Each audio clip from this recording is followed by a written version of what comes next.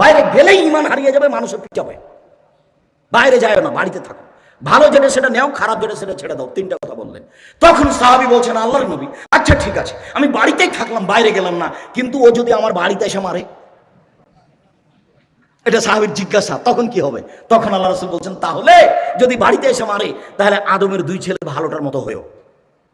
আদমের দুই ছেলে, কাবিল বলল, এ হাবিল, তোকে আমি মারবো। তখন হাবিল বলল, তুমি মারো মারো, আমি তোমাকে মারবো না। কথা বোঝা গেল না? বাড়িতে এসে যদি মেরে যায় তবে বলতে, তুমি মারো, আমি তোমাকে মারবো না। তুমি আমার পাপ আর তোমার পাপ নিয়ে বিচারের মাঠে উঠিও, আমি পাপ মুক্ত অবস্থায় উঠবো। বোঝা গেল না কথা? যখন সাহাবী বললেন যে ঠিক আছে, আপনার কথা আমি মানলাম, মুখটা বন্ধ রাখলাম, বাড়িতেই থাকলাম, তো ওই যদি এসে আমাকে বাড়িতে মারে তো আমি কি করব? তখন কি উত্তর দিলেন আল্লাহ নবী বলেন তো? আদমের দুই ছেলের ভালোটার মতো হয়েও। আদমের দুই ছেলের ভালোটার মতো হয়েও। ভালো কে? হাবিল। খারাপ কে? কাবিল। কাবিল হাবিলকে বললো, তোকে মারবো। তখন হাবিল কি বলল? তুমি মারো মারো, আমি তোমাকে মারবো না। ঠিকই কাবিল এক সময় হাবিলকে মেরে দিল।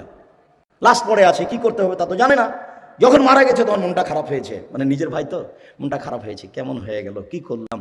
দুটো কাক এসে মারামারি করলো, একটা মরে গেল, তো জীবিত কাকটা গর্ত করে ওকে পুঁতে দিল।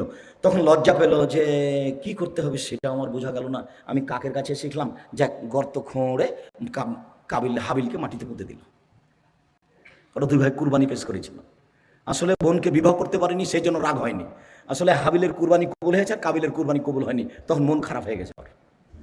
তো বলছে হিংসা, এর নামে হিংসা, হিংসা দিয়ে চলছে সব। হিংসা মুক্ত প্রতিষ্ঠান জামিয়া সালাফিয়া।